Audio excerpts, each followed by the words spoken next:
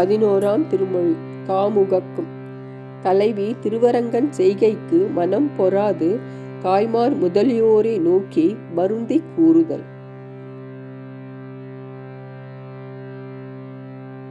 தாமுகக்கும் தம் கையில் சங்கமே போலாவோ, யாமுகக்கும் எம் கையில் சங்கமும் ஏந்திழையீர். தீமுகத்து நாகனை மேல் சேரும் திருவரங்கர், ஆ முகத்தை நோக்காரால் அம்மனே அம்மனே. தாமுகக்கும் தம் கையில் சங்கமே போலாவோ, யாமுகக்கும் எம் கையில் சங்கமும் ஏந்திழையீர். தீமுகத்து நாகனை மேல் சேரும் திருவரங்கர், ஆ முகத்தை நோக்காரால் அம்மனே அம்மனே. ஏந்திழையீர், நான் விருப்புற்று கையில் அணிந்துள்ள வளைகள் எம்பெருமான் தம் திருக்கையில் கொண்டுள்ள சங்கொடு ஒவ்வாதோ. கொடியதான முகத்தினையுடைய பாம்பினது படுக்கையின் மீது பள்ளி கொள்ளா நின்ற திருவரங்கநாதர் எனது முகத்தை நோக்குகின்றாரில்லையே, அந்தோ அந்தோ.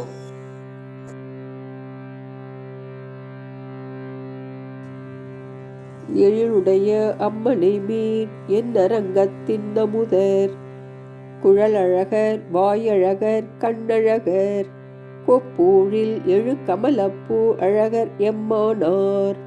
என்னுடைய கழல் வளையை தாமும் கழல் வளையே ஆக்கினரே. எழிலார் அன்னையீர், திருவரங்கத்தில் எழுந்தருளிக்கின்ற இன் அமுதமாகியவரும் குழலழகரும் திருவாய் அழகரும் கண் அழகரும் கொப்பூழில் தாமரை மலர் எழப்பெற்ற அழகரும் ஆகிய என் மணவாளர் என்னுடைய கை வளைகளை கையினின்றும் கழலும் வளைகளாக்கினாரே.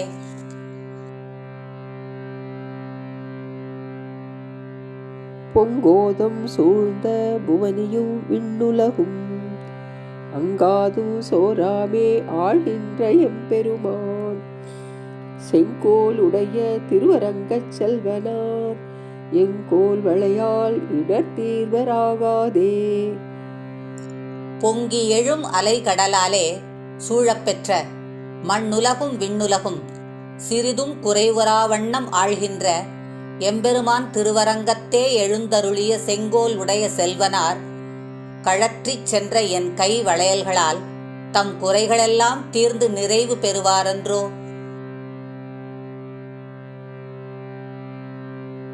மச்சணி மாட மதில் அரங்கர் வாமனனார், பச்சை பசும் தேவர் தாம் பண்டு நீரேற்ற, பிச்சை குறையாகி என்னுடைய பெய்வளை மேல் இச்சை உடையரேல் இத்தெருவே போதாரே.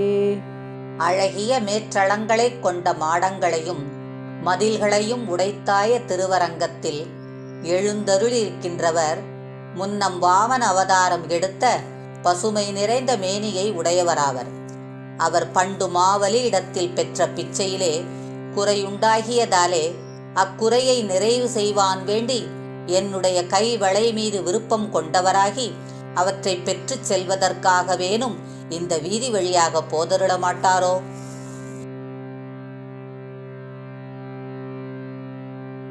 பொல்லா குரல் உருவாய் பொற்கையில் நீரேற்று, எல்லா உலகும் அளந்து கொண்ட எம்பெருமான், நல்லார்கள் வாழும் நளிரரங்க நாகனையான், இல்லாதோம் கைப்பொருளும் எய்துவான் ஒத்துளனே.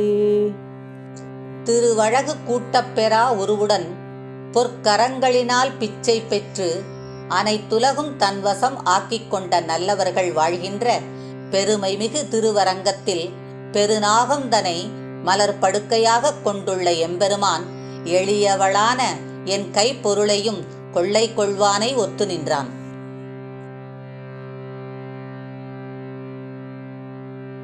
கைப்பொருள்கள் முன்னமே கை கொண்டார், காவிரி நீர் செய்புரள ஓடு திருவரங்கச் செல்வனார், எப்பொருட்கும் நின்று ஆர்க்கும் எய்தாது நான்மறையின் சொற்பொருளாய் நின்றார் எல் மெய்ப்பொருளும் கொண்டாரே.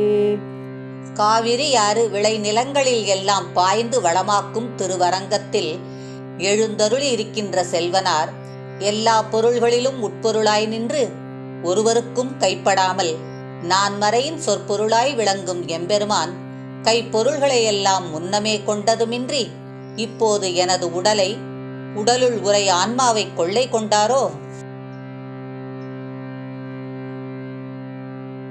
உண்ணாது உறங்காது ஒலி கடலை ஊடறுத்து பெண்ணாக்கை யாப்புண்டு தாம் உற்ற பேதெல்லாம் திண்ணார் மதில் சூழ் திருவரங்கச் செல்வனார் எண்ணாதே தம்முடைய நன்மைகளே எண்ணுவரே. திண்மையான மதிர்ச்சுவர்கள் சூழ்ந்த திருவரங்கத்தில் எழுந்தருளி இருக்கின்ற செல்வனார் ராம அவதாரத்தில் பெண்ணுடலின் சீதையின் மீதுற்ற பற்றுதலால் உண்ணாமல் உறங்காமல் ஒலிக்கின்ற அலைகளையுடைய கடலுக்கு அணை எழுப்புவித்து தாமுற்ற வருத்தமெல்லாம் மறந்துற்றவராய் இப்போது தம்முடைய நன்மையையே கருதுபவராயினாரே. பாசி தூர்த்து கிடந்த பார்மகட்கு பண்டொரு நாள் மாசுடம்பில் நீர் வார மானமில்லா பன்றியாம் தேசுடைய தேவர் திருவரங்கச் செல்வனார் பேசி இருப்பனகள் பேர்க்கவும் பேராவே. முன்னொரு காலத்தில் பாசி படர்ந்து கிடந்த பார் மகளுக்காக மாசுடை நீரானது ஒழுகா நிற்க பன்றி வடிவம் கொண்ட திருவரங்கநாதர் முன்னம் பேசிய பேச்சுக்களை நினைவிலிருந்து நீக்க பார்த்தாலும் நீங்கா நிற்கின்றன.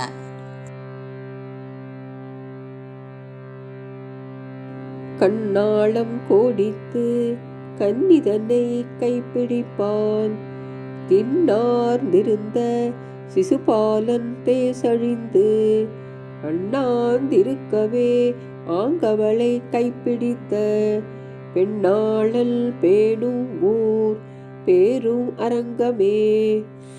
கன்னியாகிய ருக்மிணியை மணம் முடித்து கைப்பிடிக்கப் போவதாக உறுதியாக நினைத்து கொண்டிருந்த சிசுபாலன் அவமானப்பட்டு ஆகாயத்தை நோக்கியிருந்த வேளையில் ருக்மிணியை மணம் புரிந்த பெண்டிராய் பிறந்தோர்க்கெல்லாம் உற்ற துணைவனாக போற்றப்படும் பெருமான் விரும்பி எழுந்தருளியிருக்கும் திருத்தலத்தின் பெயரும் திருவரங்கமேயாம். செம்மையுடைய திருவரங்கர் தாம் பணித்த மெய்மை பெருவார்த்தை விட்டு சித்தர் கேட்டிருப்பர் தம்மை உகப்பாரை தாம் உகப்பர் என்னும் சொல் தம்மிடையே பொய்யானால் சாதிப்பார் ஆரினியே. செம்மையுடைய திருவரங்கர் தாம் பணித்த மெய்மை பெருவார்த்தை விட்டு சித்தர் கேட்டிருப்பர் தம்மை உகப்பாரை தாம் உகப்பர் என்னும் சொல் தம்மிடையே பொய்யானால் சாதிப்பார் ஆரினியே.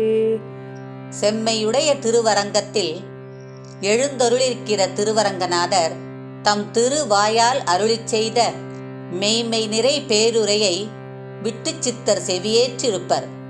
தம்மை விரும்பினவர்களை தாமும் விரும்புவர் என்னும் கருத்துரை பெருமானிடத்திலேயே பொய்யாகி போயின் இனி சாதிப்பவர் யார்?